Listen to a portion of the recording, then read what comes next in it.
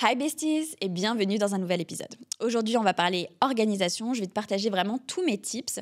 Il y a pas mal de choses qui ont changé récemment. Je vous avais fait déjà un peu un épisode orga, etc. Mais il y a pas mal de petites choses que j'ai changées, que j'ai fait évoluer dans ma vie. Et donc, j'avais envie de vous les partager pour que vous aussi, vous puissiez être productif dans votre vie. Ce qu'il faut savoir, c'est que j'ai eu différentes phases dans ma vie. Actuellement, je suis entrepreneuse et quand on débute dans l'entrepreneuriat, on a un peu tendance à se réveiller et à faire ce qui nous plaît, commencer par ce qui est le plus facile, à se faire des to-do list à rallonge et avoir la sensation de ne pas avancer parce que on a écrit 60 trucs sur notre to-do list.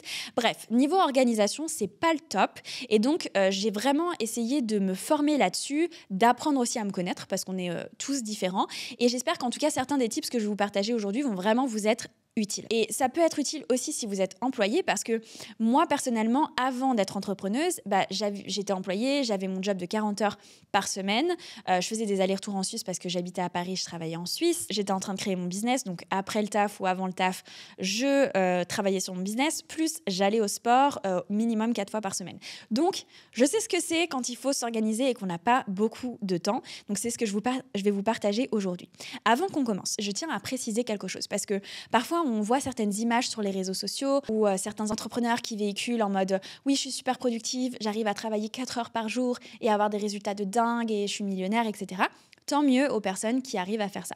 Mais ce qu'il faut savoir, et je le pense profondément, c'est qu'il va y avoir des phases dans notre vie où on va devoir remettre à plus tard la gratification instantanée, on va devoir remettre à plus tard certains plaisirs, on va devoir dire non à certaines sorties et on va devoir se focus et travailler beaucoup et avoir moins de plaisir. Et je pense qu'il y a des phases dans la vie où on va être ultra méga focus et devoir travailler beaucoup et peut-être avoir une vie sociale qui est moins élevée. Et on va aussi avoir des phases dans la vie où on va pouvoir un petit peu plus profiter.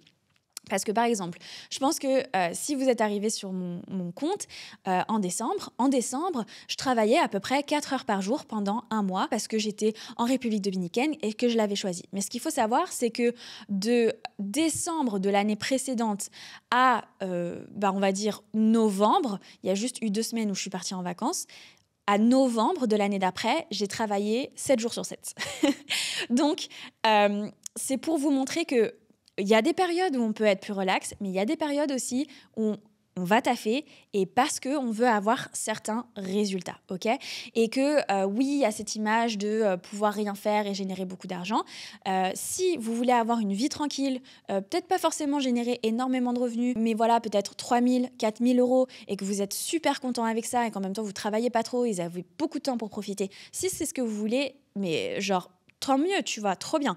Mais je pense profondément, si on veut atteindre des gros objectifs, il faut aussi savoir mettre le travail, il faut aussi savoir s'organiser, travailler beaucoup, parfois, pendant certaines périodes, et c'est tout à fait normal. Et voilà, je voulais juste enlever un petit peu ce mythe de « ah oui, il y a des gens qui arrivent à travailler 3 heures par jour et à faire des millions ».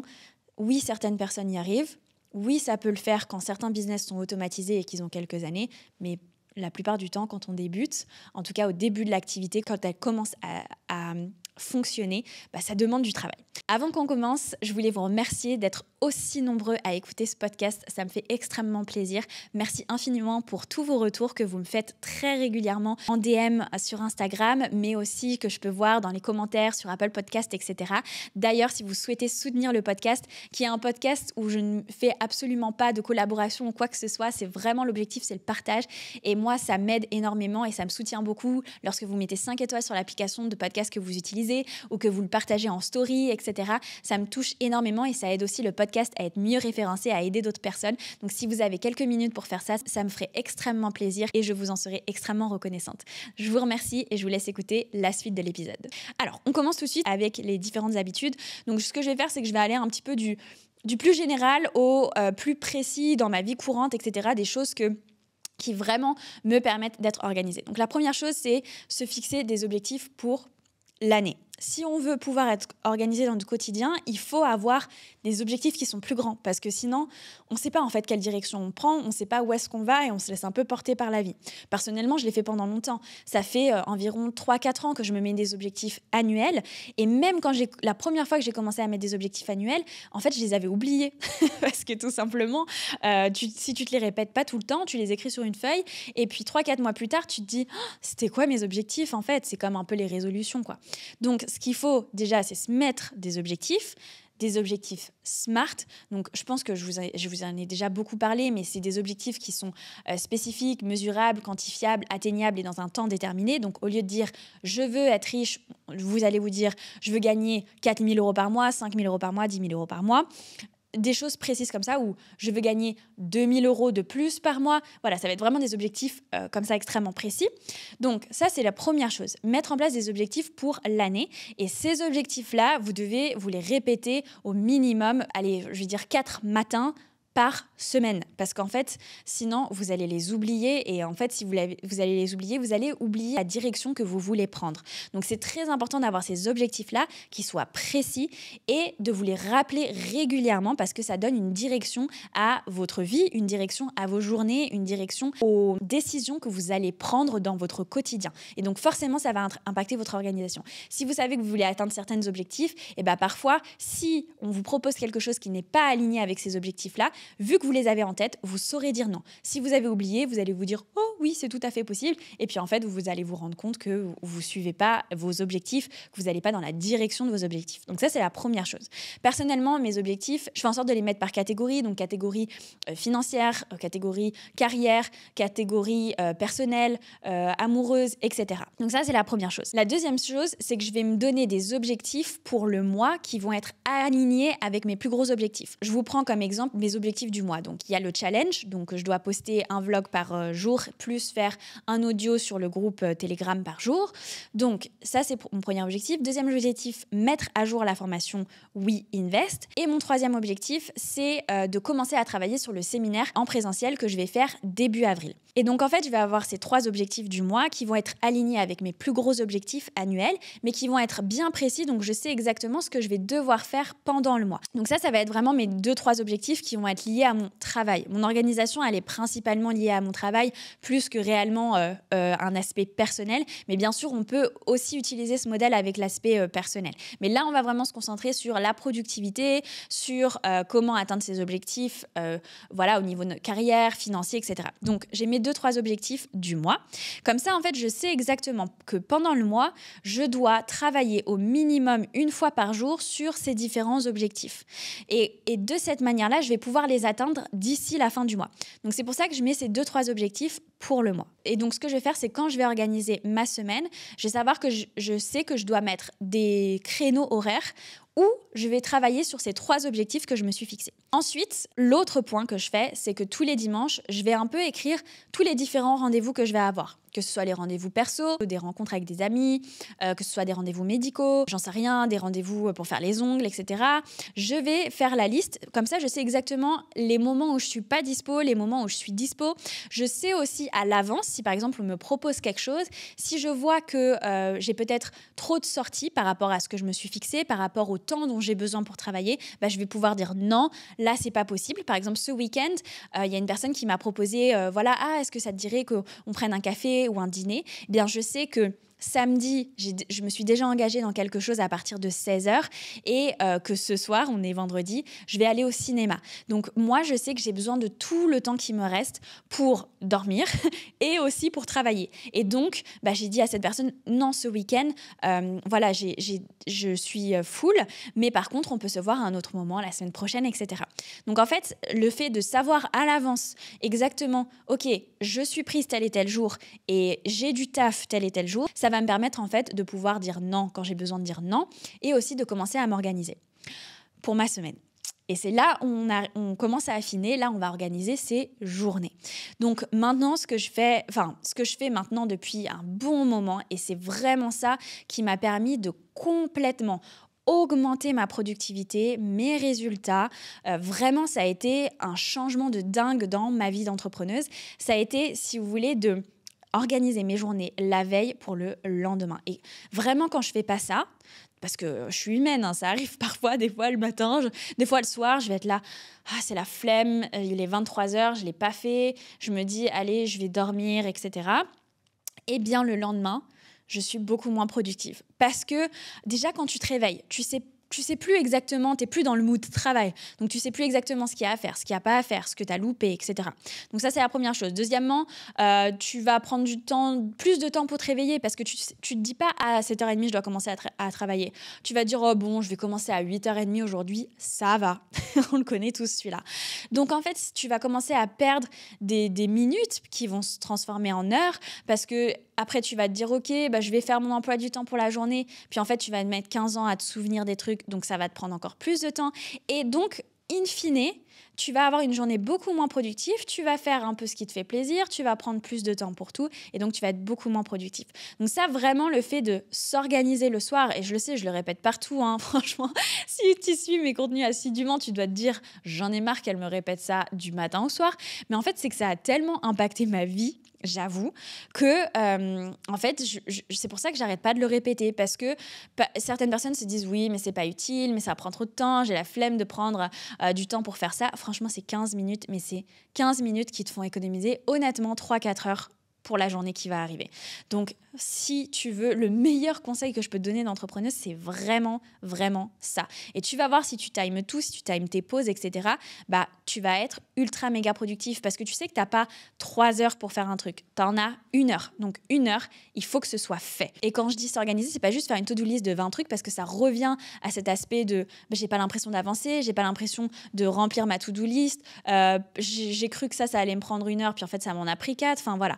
Là, l'objectif, c'est vraiment heure par heure, tu prends ta journée et tu te dis, OK, là, moi, si je prends mon emploi du temps, je sais par exemple, de 7h30 à 8h30, je devais vérifier des contrats, je devais faire signer des devis, je devais préparer un call client. Ensuite, de 8h30 à 9h30, je devais prendre mon petit déjeuner. De 9h à 10h, je devais écrire des podcasts et des vidéos YouTube. De 10h à midi, je devais faire mon entraînement. C'est pour te dire vraiment, il faut timer et de cette manière-là, je suis efficace. Et après, je vais aller au ciné et je serai tranquille. Donc, voilà. Ensuite, dans mon organisation, qui m'a permis d'être plus productive, d'avoir moins de charge mentale, d'être plus efficace, c'est de faire mon sport tous les jours à la même heure, manger toujours le même petit déjeuner, manger toujours le même déjeuner, mettre la même tenue aussi tous les matins, parce que c'est ma tenue de sport. Et attendez, je réfléchissais parce que j'ai pris des petites notes. Ah oui, me coucher à la même heure, me lever à la même heure. En fait, c'est toutes ces choses-là qui deviennent des habitudes. Et lorsqu'une chose devient une habitude, si vous voulez, votre cerveau n'a plus besoin de s'adapter, n'a plus besoin de réfléchir. Ça devient un automatisme, comme vous brossez les dents, etc., faire du vélo. Eh bien, ça devient totalement automatique. Et donc, au lieu de devoir constamment vous adapter, de constamment réfléchir, OK, je fais ça, avant ça, je commence par ça, quel petit déjeuner prendre, machin, etc., qui prend du temps, qui prend de l'énergie, eh bien, au lieu de, si vous voulez, prendre du temps pour ça, du temps d'adaptation chaque jour, si vous voulez, j'enlève en fait toute cette charge mentale, j'enlève toutes ces préoccupations et c'est totalement automatisé dans ma vie. Alors vous allez me dire, mais c'est pas bon pour ta santé de manger tous les jours la même chose, etc. Alors bon, peut-être pour le petit déjeuner, si je change, c'est bien, mais en fait pour le déjeuner, si vous voulez, j'ai trouvé un peu l'astuce qui fait que je peux manger tous les jours la même chose, tout simplement parce que je me fais une méga salade avec plein de légumes. Je mets du chou, je mets de la salade, je mets des tomates, je mets des concombres, je mets des myrtilles, je mets des figues, je mets de la mangue des fois, voilà, je crois que je l'ai dit, le chou rouge, chou vert. En fait, c'est tellement varié au niveau légumes que si vous voulez, ça me fait un plein de légumes tous les jours, de légumes variés de différentes couleurs, donc qui ont différents micronutriments. Et du coup, c'est pas très grave si je mange la même chose tous les midis, que j'accompagne de thon, mais des fois ça peut être du poulet. Je peux changer la protéine parfois, mais ça va être thon ou poulet, et des fois je rajoute un œuf. Et je fais ça tous les midis. Mais si vous voulez, ça m'enlève une charge mentale et une préoccupation de dingue. Parce qu'au lieu de prendre du temps pour faire ça, de toujours perdre du temps pour réorganiser ça, en fait, je fais tout le temps la même chose. Et donc, mon corps sait, et aussi, je sais dans mon organisation d'office que tout ça, c'est réglé et j'ai pas besoin de m'en occuper. Et ça, c'est vraiment un hack productivité que j'implémente quand même depuis pas mal de temps. Moi, j'ai toujours été un peu, je prends le même petit déjeuner tout le temps, etc. À part si tu es une influenceuse food ou fitness qui doit faire des recettes, il n'y a pas vraiment de raison de devoir changer tout le temps de nourriture. Par contre, le soir, je change tout le temps. Je mange jamais 2 fois la même chose. Ensuite, dans mon organisation, ce qui me permet aussi d'être beaucoup plus productive et organisée, c'est d'avoir une alimentation qui est au maximum saine et du coup qui va pas me créer de coups de barre.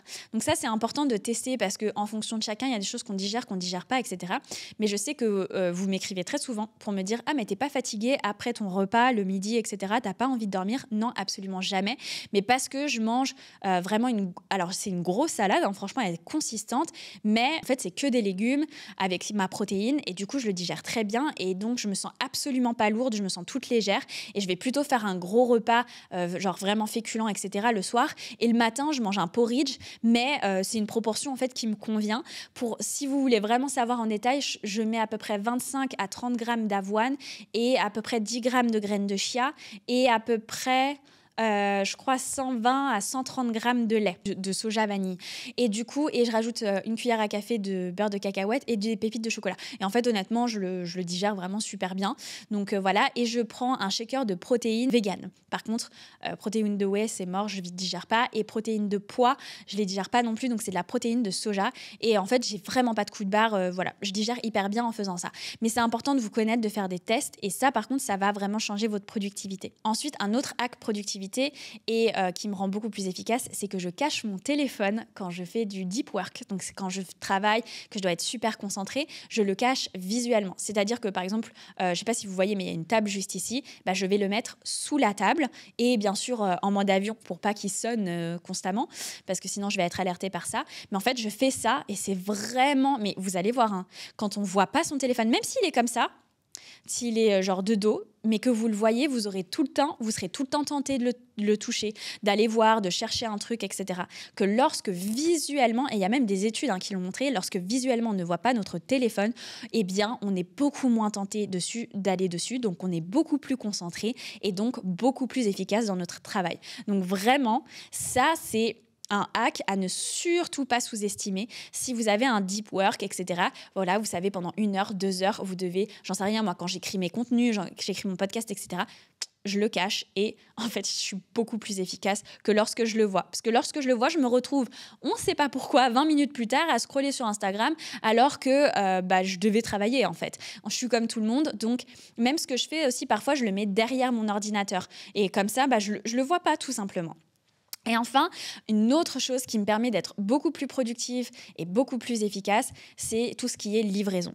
Donc ça a vraiment impacté, si vous voulez, mon efficacité et c'est quelque chose que j'apprécie particulièrement en vivant ici à Dubaï, c'est qu'on a énormément de services qui sont très efficaces et du coup, pour mes courses, je me fais livrer. Bon, ça fait très longtemps. Pour mes courses, je me le fais livrer. Je vais plus du tout faire les courses et perdre 3-4 heures toutes les 2 semaines à faire les courses.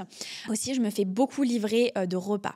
Donc, quand j'étais à Paris, c'est quelque chose qui est quand même assez cher et il n'y a pas forcément beaucoup d'options saines. Ce qu'il faut savoir ici, c'est que c'est pas très cher. Je trouve très facilement des plats pour à peu près 10-12 euros qui sont très sains. C'est pas extrêmement cher. Bien sûr, quand on a des enfants, c'est différent, etc. C'est pas extrêmement cher. Ça me fait économiser du temps et du coup, ça me permet de pouvoir avoir plus de temps pour travailler, pour être productive, etc. Donc, c'est aussi quelque chose que je vais faire de manière beaucoup plus fréquente le soir et que je ne faisais pas forcément avant. Parce que aussi, je tenais vraiment beaucoup à faire mes repas moi-même, etc. Mais là, je suis arrivée vraiment à, si vous voulez, une organisation où je vais avoir des moments, des périodes où je travaille comme une ouf et des périodes où je vais être plus tranquille. Et du coup, les périodes où je travaille comme une ouf, il faut vraiment que j'optimise mon temps. Et donc, si vous voulez 30-40 minutes de cuisine, c'est important dans ces périodes-là. Et du coup, étant donné qu'il y a plein d'options hyper saines ici, eh bien, j'en profite au maximum. Donc voilà, je vais faire les livraisons. Pareil pour le repassage, je vais demander à ce que le repassage soit fait pour certaines pièces. J'avoue, je ne fais pas pour tout, mais pour certaines pièces. Et je vais vraiment faire appel à certains services comme ça qui me permettent d'économiser énormément de temps. Je vous avais dit aussi, j'emploie quelqu'un qui vient à la maison pour faire le ménage. Il y a des choses comme ça qui me rendent en fait, moi, plus productive, tout simplement parce que je n'ai pas besoin de m'en soucier et de prendre du temps pour ça. Donc voilà, je vous ai tout livré sur mes astuces productivité et organisation. J'espère qu'elles vous serviront et que vous pourrez en choper certaines. N'oubliez pas que même si on a grandi parfois en se disant c'est réservé à certaines personnes d'avoir une employée de maison, d'avoir quelqu'un qui vient faire le ménage à la maison, d'avoir quelqu'un qui m'aide pour le repassage, etc. Parfois, déjà, c'est pas forcément très cher et ça peut littéralement impacter votre productivité, le temps que vous avez de libre aussi pour pouvoir profiter avec vos proches, le temps que vous avez pour pouvoir travailler sur vos objectifs, travailler sur vous, aller à la salle de sport, etc.